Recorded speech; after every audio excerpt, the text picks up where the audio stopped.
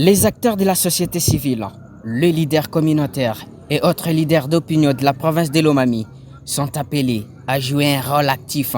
dans l'accompagnement du projet d'appui à la connectivité et au transport PACT, notamment à travers la sensibilisation des communautés et la diffusion d'informations fiables sur les travaux routiers en cours. Cet appel a été lancé ce samedi 15 août 2026 à l'hôtel Cabinda Lodge lors d'un atelier de consultation, d'information et de formation consacré à l'appropriation du pacte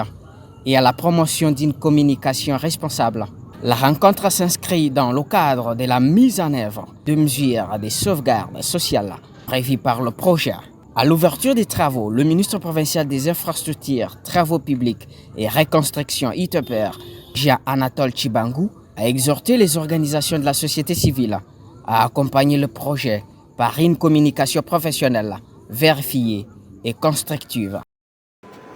Une bonne information motive même les acteurs techniques à renforcer et avoir même le courage de bien exécuter les travaux.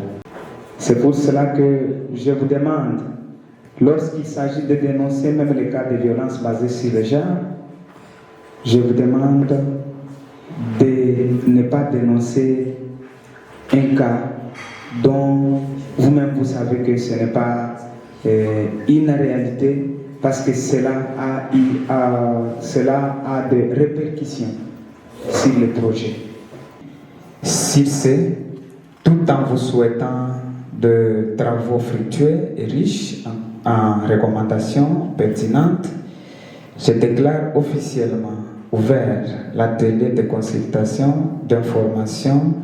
et de formation des organisations de la société civile et des leaders d'opinion de Cabinda sur l'appropriation du projet d'appui à la connectivité et au transport PACT en sigle et la promotion d'une communication responsable dans le cadre de l'aménagement et du bitumage de la RN2 dans la province de Lomami. Au cours de l'atelier, l'ingénieur Providence, expert en développement social au sein de la mission de contrôle AIC pour Créti, présentait les objectifs du pacte, les principales composantes ainsi que le résultat attendu. De son côté, Kra Kroussi, chef de l'OD, a annoncé le démarrage prochain des travaux de bitumage d'un tronçon de 15 km traversant les 3 communes de la ville de Cabinda.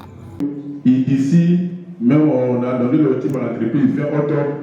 le travail sera réalisé en termes de bitumage 22 km. Et en fin d'année, vous pouvez rouler de Cabinda et Jiba, ça sera bitumé. Dans son intervention, Dr Kassongo Dioni, expert de l'ONG spécialisée ABFN2, a présenté le résultat d'une enquête sur les connaissances, attitudes et pratiques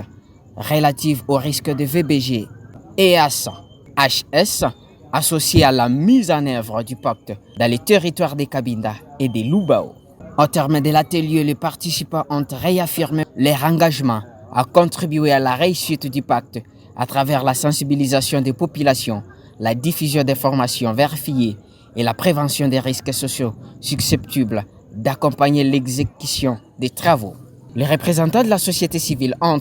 par ailleurs plaidé pour la pérennisation de ce type d'activité, estimant que la consultation et le dialogue régulier entre les autorités, les responsables du projet, les organisations de la société civile et les communautés sont essentiels à la réussite des travaux.